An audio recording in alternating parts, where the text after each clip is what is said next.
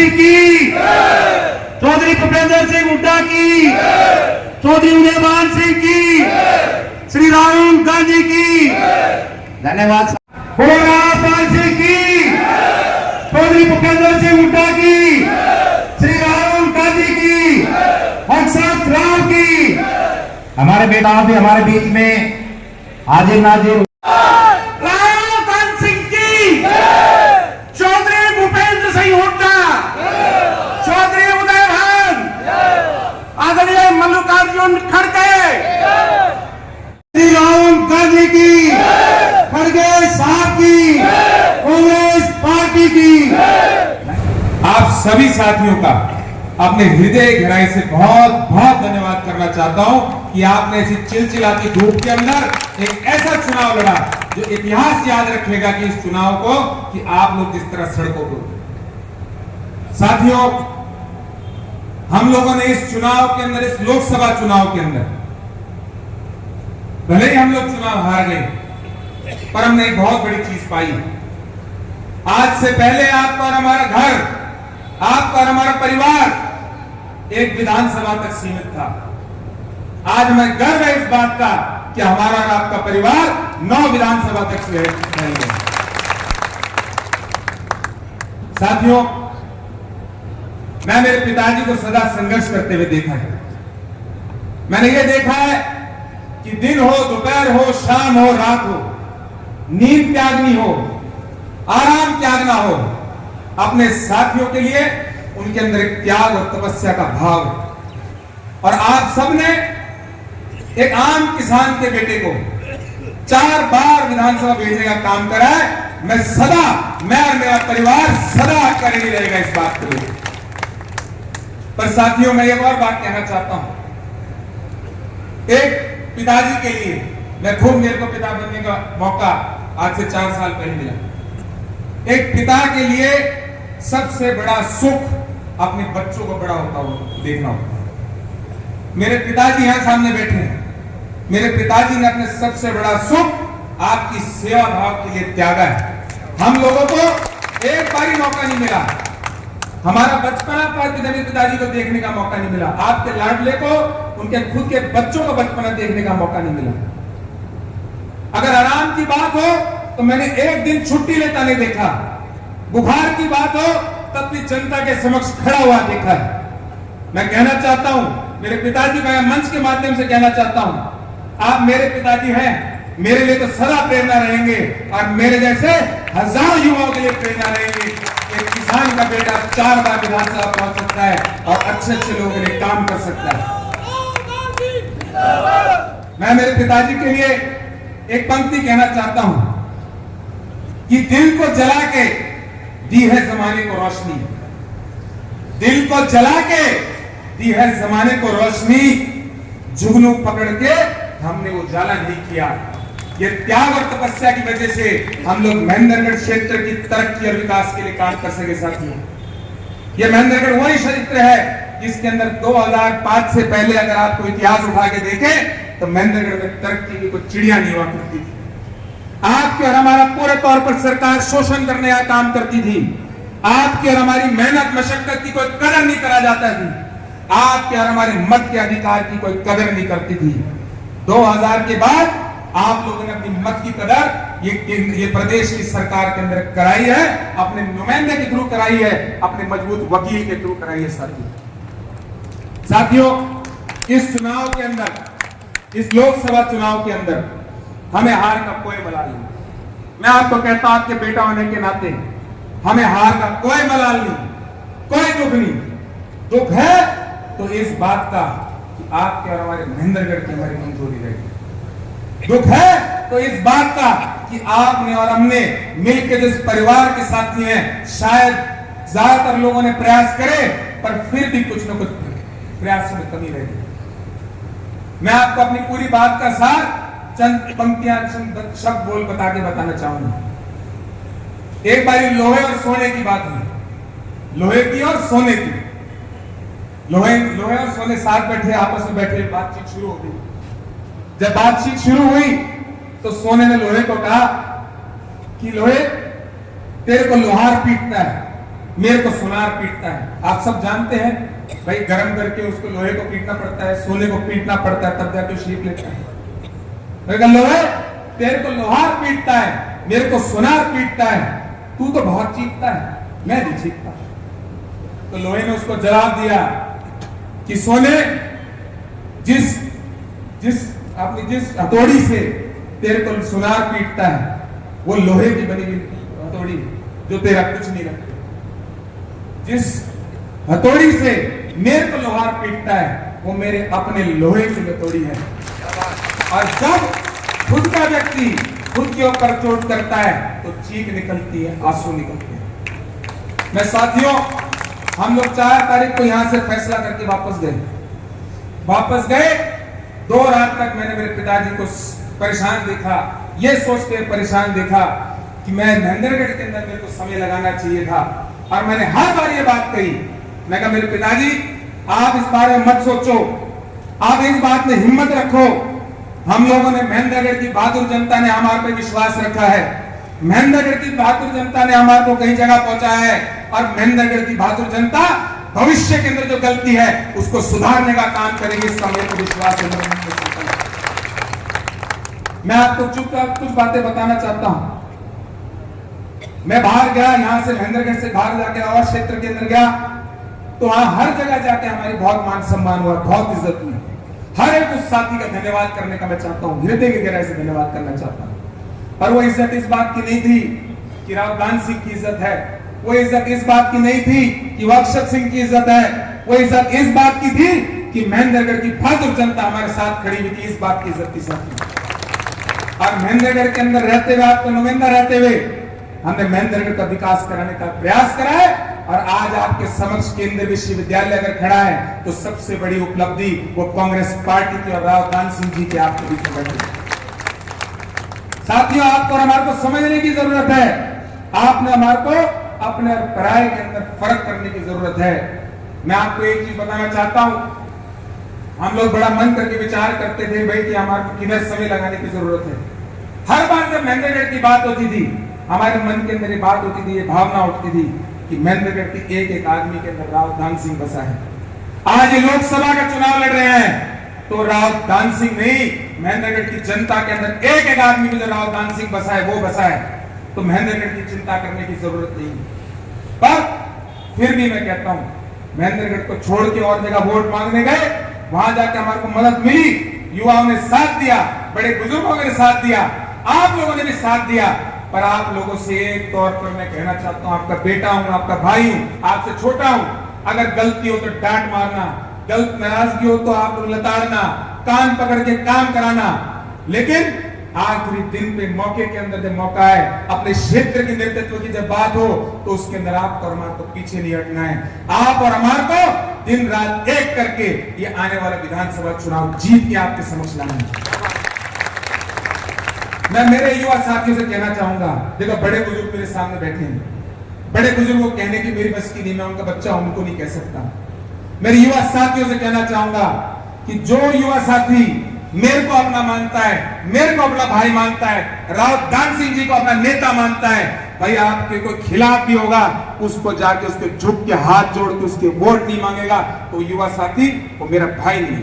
मेरा भाई वो है जो दिन रात एक करके भले भाजपा का कोई आदमी आता है उसको आगे कहता है कि मैं राव दान सिंह के लिए मदद मांगने आपके पास आया हूं, अपने और आपके जो फर्क है उनको पीछे करके आया हूं। मैं ये बात करके आया हूं कि महेंद्रगढ़ के विकास और तरक्की के लिए आपको और हमारे को एक दूसरे के जो फासले हैं उनको खत्म करने की जरूरत है, उसके बाद आपके सामने आया। साथियों, इस बार ये हमारे पास 2024 के अंदर एक मौका चूक गया है, यह मौका चूक गया है। मैं इसका भी बताना चाहता हूं कि हम लोगों के मन में क्या था। देखिए, महेंद्रगढ़ एक ऐसा क्षेत्र है जिसके अंदर विकास काफी हद तक हुए, कांग्रेस पार्टी की सरकार में हुए, लेकिन 10 साल के अंदर आपका और हमारा महेंद्रगढ़ बहुत पिछड़ गया है। आज हमारे रोडों की हालत देख लो तो आपके सामने है। आज महेंद्रगढ़ आना हो तो पहले रेवाड़ी आके फिर महेंद्रगढ़ आते हो। आपको महेंद्रगढ़ किसी को और को आना होगा तो आप लोगों को कोटपुतली जाके फिर महेंद्रगढ़ आना पड़ेगा, कोई इंडस्ट्रियलिस्ट को आना होगा। आपके और हमारे समक्ष 2014 के अंदर दान सिंह जी के आपके लाडले की अपील की वजह से, पहल की वजह से और चौधरी भूपेंद्र सिंह हुड्डा जी के आशीर्वाद की वजह से आपके और हमारे समक्ष IMT खुडाना का ऐलान हुआ था। 9.5 दिन, मैं कहता हूं 10 साल हो गए। 10 साल से भाजपा सरकार ने आपके और हमारे IMT खुडाना का आज तक कोई एक सिंगल फैक्ट्री लगाने का काम नहीं करा। इससे विफल सरकार आपके और हमारे समक्ष नहीं हो सकती साथी। अगर आप लोग हम लोग MP बनाने का मौका देते तो IMT खुडाना तो स्टेट की गवर्नमेंट बनाएगी, आपके IMT खुडाना आप और हम मिल के बनाएंगे, आज भी बनाएंगे। लेकिन आपकी और हमारी सबसे बड़ी जरूरत थी, जो आपको हाईवे बनाने की जरूरत थी, जो गुड़गांव से सीधे महेंद्रगढ़ को जोड़ता, वो हाईवे बनाने की जरूरत के लिए इनको सांसद भेजना जरूरी था। आप सबसे कहना चाहता हूं मैं, IMT खुडाना तो आज भी बनेगी और मैं आपको पक्का वादा करके जाता हूं कि 2024 में आप वोट मांगो, 2029 के अंदर जब आपके समक्ष आएंगे तो IMT खुडाना का रिबन काट के उसके अंदर फैक्ट्रियां लगा के आएंगे, फिर आपके बीच में आके वोट मांगेंगे साथियों। पर ये रास्ता जो है, ये रास्ता जब आप अगली बार अगले इलेक्शन के अंदर अपने नुमाइंदे को आप लोग लोकसभा के अंदर भेजोगे, उसके बाद जाके आपका रास्ता बनेगा। इसका आपको संकल्प आज लेना है साथियों।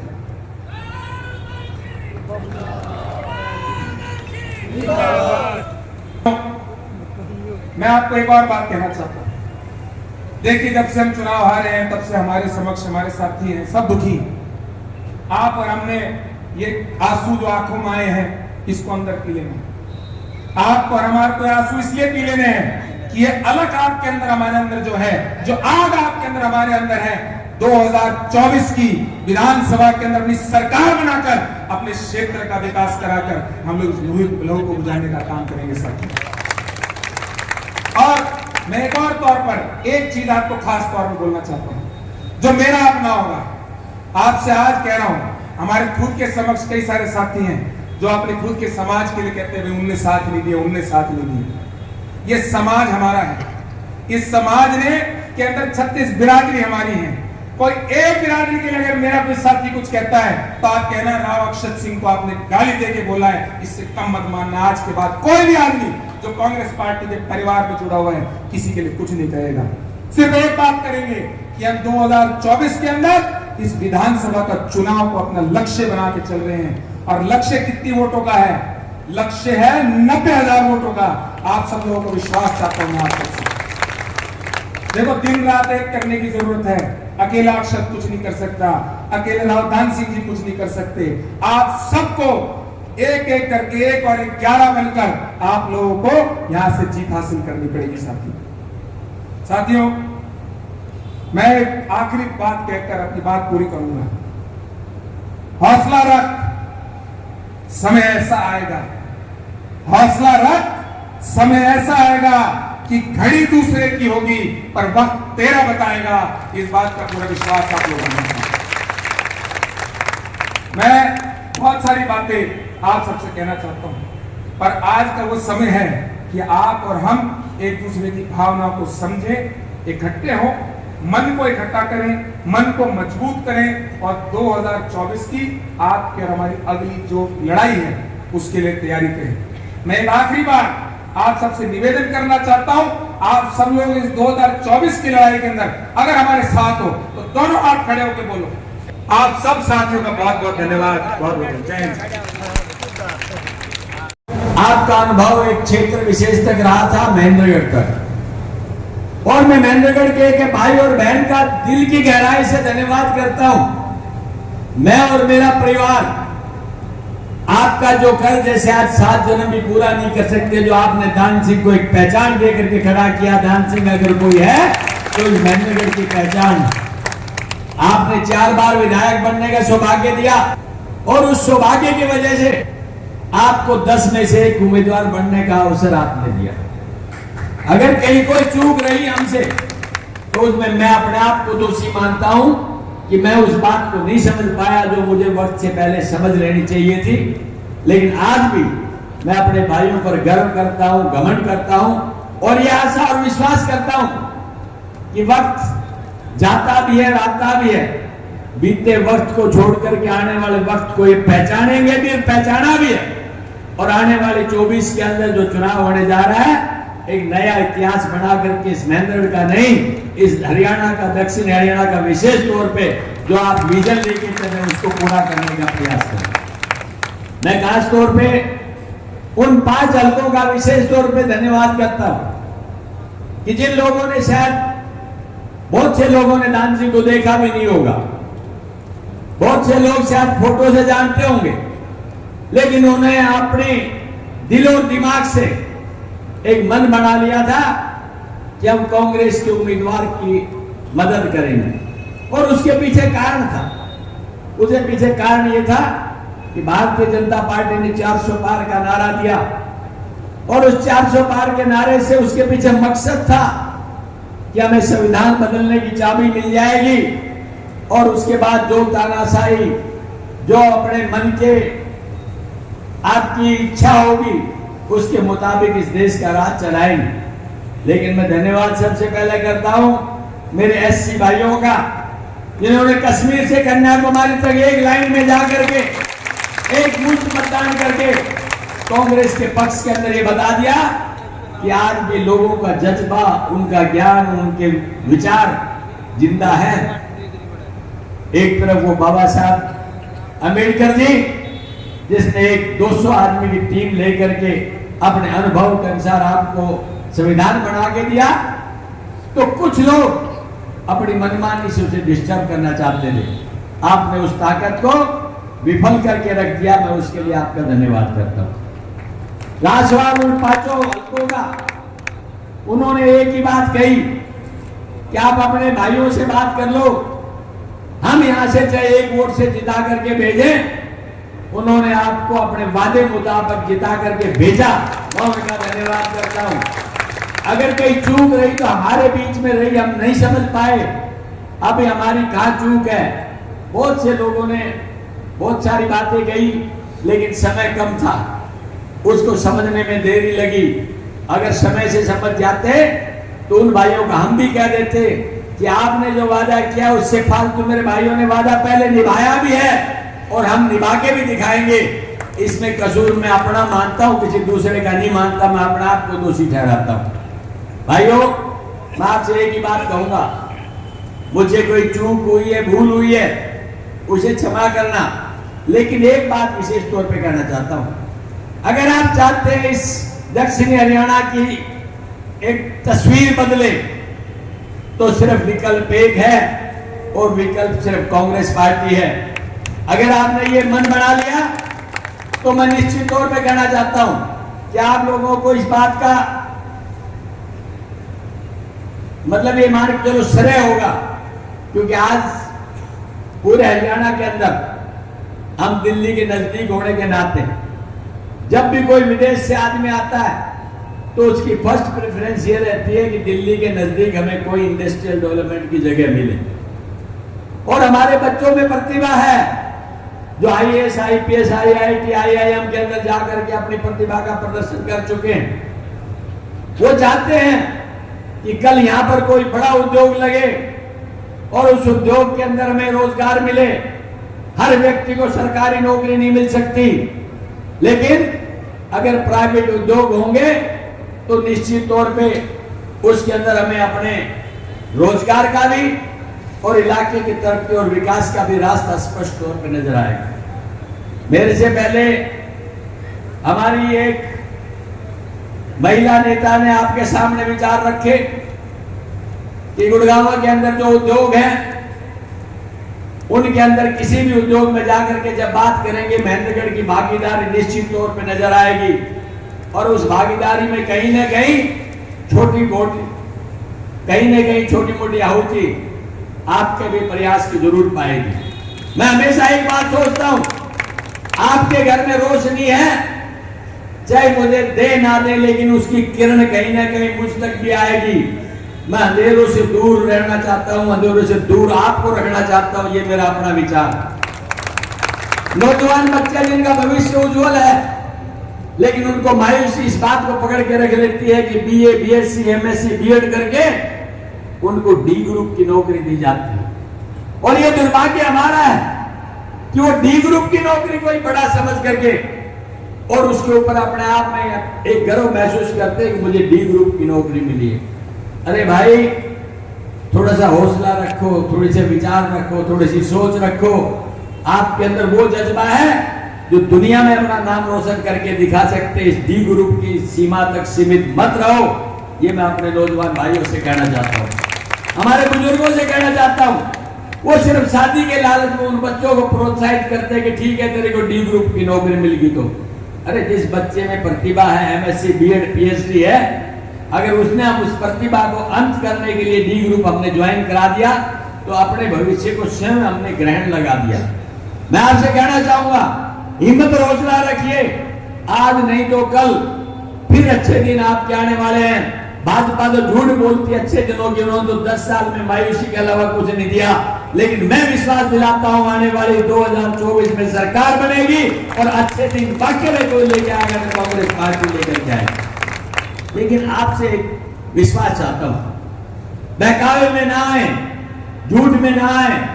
परखा उसे जाता है जिसे परखा नहीं हो, देखा उसे जाता है जिसे देखा नहीं हो। भारतीय जनता पार्टी को 10 साल के अंदर देश और प्रदेश ने देख लिया है और अच्छी तरह हम समझ गए हैं कि इनके इरादे, चाल चरित्र और चेहरा क्या है। आपको आज जरूरत है हकीकत को पहचानने की, आपको जरूरत है उन लोगों और उन नेताओं की तरफ देखने की जिन्होंने देश की जंग आजादी से लेकर के आज तक की एकता और अखंडता के लिए सब कुछ निछावर कर दिया।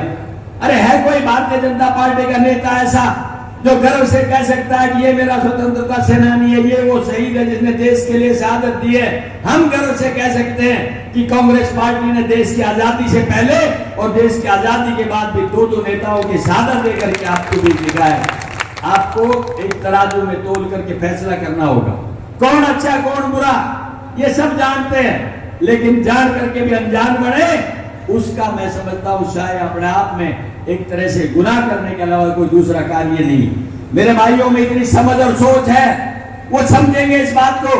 चुनाव आता है, अनेकों बहरूपी आते हैं, चुनाव आता है अनेकों माहौल के अनुसार, मौसम के अनुसार निकल करके आते हैं, लेकिन आपके विचार और सोच में बात रहनी चाहिए। कौन आपका नेता हो सकता है, कौन भला कर सकता है, किसने भला करके दिखाया है, किसके मन में आज ये विजन है, किसके मन में सोच है कि मेरे भाई को आगे ले जाऊं। हम लोग कहते हैं कि ये आगे नहीं बढ़ना चाहिए, मेरी गई का दुख नहीं लेकिन काका की रही का दुख है।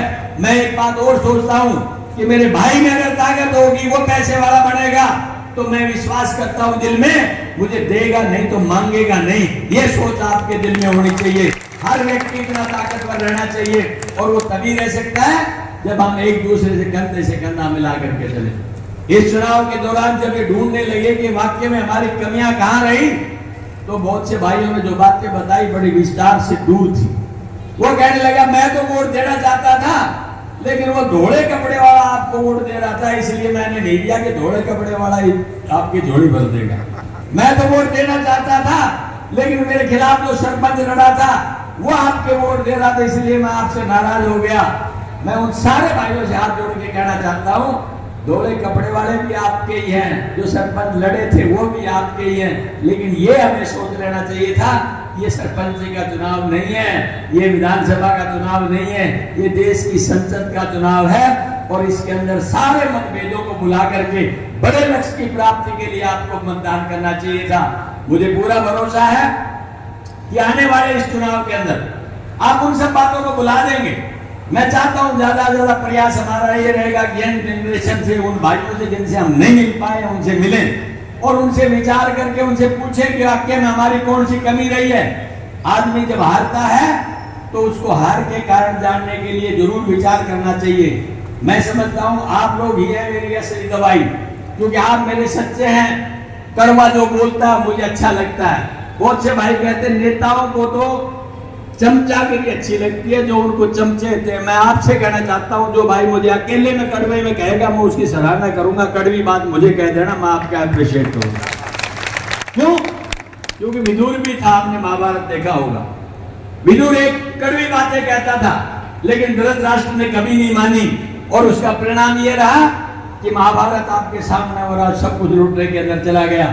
इसलिए संत कबीर ने क्या कहा है कि निंदक नेड़े राखिए जो आंगन साव कुटीर, यानी एक क्रिटिसाइज करने वाला आदमी, जो सकारात्मक क्रिटिसाइज करने वाला आदमी हो, वो बता सके आपको कि आपके नेताजी ये कमी है, इसको आप दूर करें।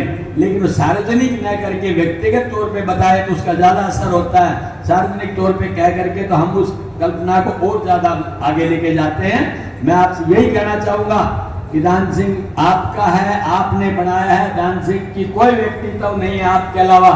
जमीन से चल करके जब आया, उसे सम्मान और मान किसी ने दिया तो महेंद्रगढ़ की इस महान जनता ने दिया। मैं वो हमेशा अपने आप को नहीं मान करके काम करूंगा। लेकिन आपसे ये भी अपेक्षा रखता हूं कि थोड़ा सा समय को पहचानने का प्रयास करें। आने वाले समय में कौन क्या कर सकता है, इस पे सोचें। उस तरफ रास्ते में भटकाने वाले बहुत आएंगे, लेकिन मंजिल पर वही जाएगा जो मछली की आंख का निशाना बना के आएगा।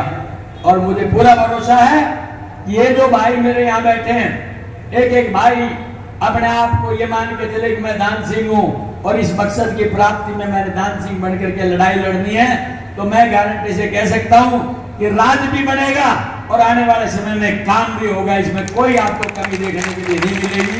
ज्यादा कुछ नहीं कहते हुए, गर्मी का समय है, मैं आपसे फिर यही कहूंगा, मुझसे या परिवार से, मेरे कार्यकर्ता से, किसी साथी से कोई भूल हुई हो, चूक हुई हो, उसको क्षमा कर देना। और आने वाले 24 तारीख मतलब 24 के जो चुनाव है, इसके अंदर एक नया इतिहास बना करके यहाँ से एक अच्छी आप शुरुआत कर देना, ये मैं आपसे जरूर कहूंगा। एक बात और छोटी सी, बहुत से भाई इस फेसबुक के ऊपर, यूट्यूब पर छोटी बातें थोड़ी सी रिएक्शन में ऐसी कह देते हैं। मेरा सबसे निवेदन है, भाईचारे को ना बिगाड़ें। कोई छोटी बात न किसी के लिए कहे, न किसी को कहलवाए। मेरा आपसे निवेदन है, और भाई ये समाज के लिए भी किसी आदमी ने कुछ बातें कही हैं तो मैं उनसे हाथ जोड़ के निवेदन करूंगा कि दोबारा इस तरह की बात, सोचने की बात ना करें। आपसे एक निवेदन, यही खड़े हो जाओ एक मिनट। आप मुझे बताइए, आप मेरी बात से सहमत हैं तो हाथ उठा के एक बार कह दें। आपके भरोसे पर अगला चुनाव है और मैं यही चाहूंगा जो उदयभान जी नागरोड में आ रहे सीएल फार्म के अंदर मीटिंग होगी, कार्यकर्ताओं की मीटिंग है। आप सबसे भी निवेदन है कि सारे भाई 30 तारीख को 11 बजे सीएल फार्म नागरोड में जरूर पहुंचना। आप सबका बहुत बहुत धन्यवाद। जय हिंद। बहुत से भाई इस बात से नाराज हो गए कि भाई दान सिंह जो है एमपी बन जाएगा तो ये डिस्ट्रिक्ट हेडक्वार्टर नागरोड से उठा के महेंद्रगढ़ ले जाएगा। दान सिंह एक काम कर सकता है, दान सिंह दे सकता है, ले नहीं सकता। मैं ये गारंटी से कहता हूं, अगर वक्त आया नागौर का जिला रहेगा और महेंद्रगढ़ जिला अलग बनेगा, कोई छेड़ने वाला नहीं है। किसी भाई के मन में कोई बात इस तरह की है तो वो आज ही निकाल देना। चुनाव से पहले बहुत यानी मिसगाइड इस बारे में किया लोगों ने। आप सबका बहुत बहुत धन्यवाद। जय हिंद, नमस्कार।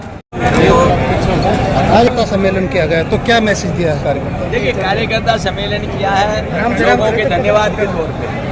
इन भाइयों ने जो भी हिम्मत हौसला दिखा करके चुनाव में मतदान किया। देखिए, चुनाव में जीत हार चलती रहती है, एक जीतता है एक हारता है, इस बात का कोई मलाल नहीं। लेकिन मेरे भाइयों ने खूब मदद करी है।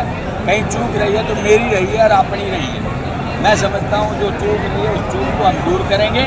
आने वाले समय के अंदर हरियाणा के अंदर जो माहौल बना हुआ है, कांग्रेस की सरकार बनेगी और निश्चित तौर पर भूपेंद्र सिंह हुड्डा मुख्यमंत्री बनेंगे, इसमें कोई दो राय नहीं।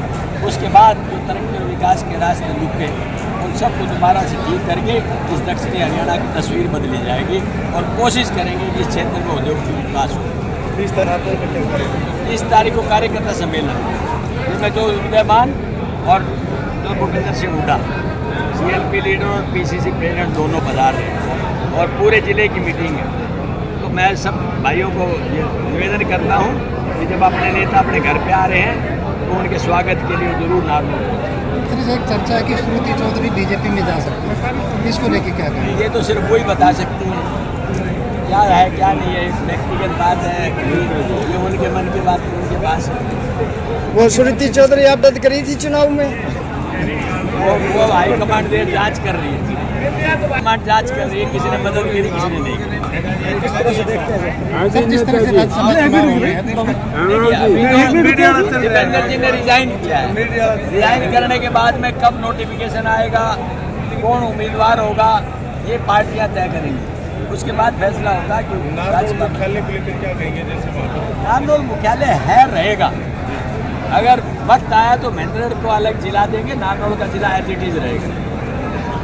आप लड़ेंगे? ये पार्टी का फैसला है, कोई दिक्कत नहीं है ऐसी कोई बात नहीं, समझे? ऐसी कोई बात नहीं। प्रयास लगाए जा रहे कि बाढ़ जिला था लेकिन वहाँ पर भी आप चुनाव लड़ सकते हैं। नहीं, देखो उन भाइयों का प्यार है, उन्होंने कहा है कि आप जो है ना आप यहाँ आ जाओ, या मतलब हमारी तरफ से आपसे एक इनविटेशन है। तो मैंने उनसे एक ही बात कही है, आप सबका बहुत बहुत दिल की गहराई से धन्यवाद, लेकिन मुझे महेंद्रगढ़ के भाइयों ने जो प्यार सम्मान दिया है, मैं चाहूँगा कि मेरे भाइयों भी उनके मान सम्मान के साथ ही मैं चलूँ।